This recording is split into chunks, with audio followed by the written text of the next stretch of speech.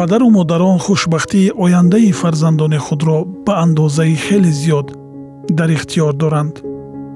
вазифаи муҳими ташаккул додани хислати кӯдакон ба уҳдаи онҳо гузошта шудааст, зеро пандҳои дар айёми кӯдакӣ андохта тамоми умри оянда дар зеҳни кӯдакон боқӣ хоҳанд монд. падарону модарон донае мекоранд ки чун сабзиш мекунад ё меваи нек ба бор меоварад ё бад, чашмпӯшӣ ё химчаи оҳанин. аксар вақт фарзандонро аз айёми кӯдакӣ эрка мекунанд, ки дар натиҷа дар хислати онҳо одатҳои бад рушд меёбанд. падарону модарон инони ихтиёр ба кӯдакон медиҳанд ва аз ҳама корҳои онҳо чашм мепӯшанд. вале аз тарбия вобаста аст ки дар кӯдакон чӣ гуна хислат рушд мекунад. хислати бад ё хуб ва бо тамкин. агар як гурӯҳи падарону модарон дар ҳама чиз ба фарзандони худ гузашт кунанд, гурӯҳи дигар тариқи комилан мухолифро пеша менамоянд ва фарзандони худро бо химчаи оҳанин тарбия мекунанд. ба баъзе кӯдакон иҷозати ба ҷо овардани хоҳиши дилашонро медиҳанд. нисбати дигарон айбҷӯй буда онҳоро ба ҳолати ноумедию рӯҳафтодагӣ мерасонанд. чунин усулҳои педагогика боиси нокомию нохушиҳои бисёр одамон мегарданд.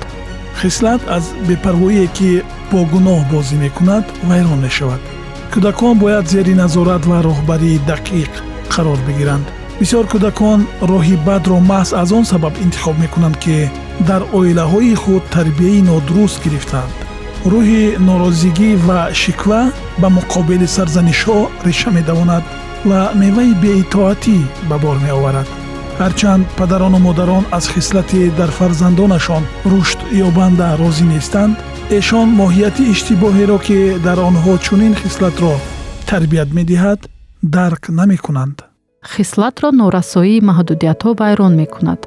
азбаски падарону модарон ҷилави тарбияи фарзандони худро ба даст намегиранд ва онҳоро ба роҳи рост роҳнамоӣ намекунанд.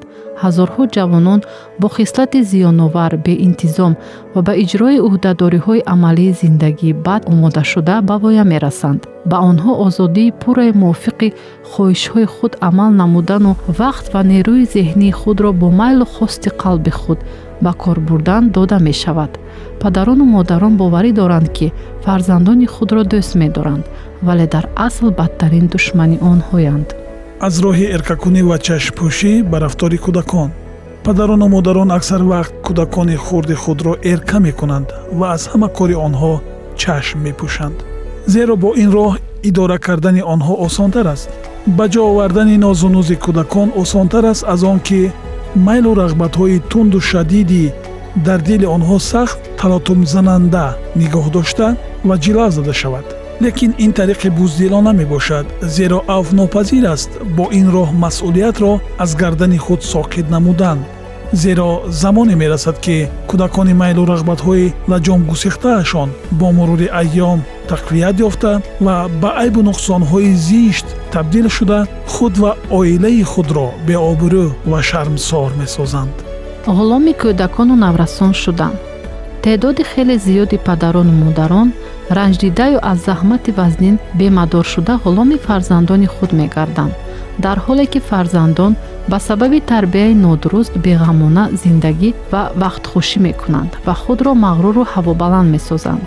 дар натиҷаи чунин тарбия кӯдакону наврасони 10-12 ва 16 сола худро беандоза боақл, ғайриоддӣ ва ниҳоят доно меҳисобанд, то ба падарону модарон итоаткор бошанд ва хеле мағруру ҳавобаланд мешуморанд, то ба иҷрои корҳои муқаррарии ҳаррӯза даст бизананд. онҳо ба талқинҳо аз тариқи телевизору телефонҳои дастӣ ва дигар воситаҳои таваҷҷӯҳ мекунанд ва дар хислати худ иззатталабии фосиқонаро рушд медиҳанд, танҳо барои он ки дар атроф таъсири зоҳирӣ расонанд.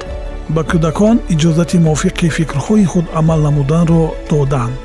дар ҷомеа майлу тамоюле ба ҷавонон мувофиқи шавқу рағбатҳои худ амал намуданро додан бартарӣ дорад. падарону модарон фикр мекунанд ки бо қонеъ гардонидани хоҳишҳои кӯдакон ва ба онҳо иҷозати ба майлу ҳавасҳояшон тағофул намуданро додан кӯшиши ба муҳаббати онҳо ноил гардиданро мекунанд. чӣ гуна иштибоҳи сахт! кӯдакони аз чунин муносибат эрка шуда дар майлу ҳавасҳои худ лаҷон гусехта, айбҷӯй ва омир ба воя мерасанду барои худ ва атрофиёнашон лаънат мегарданд.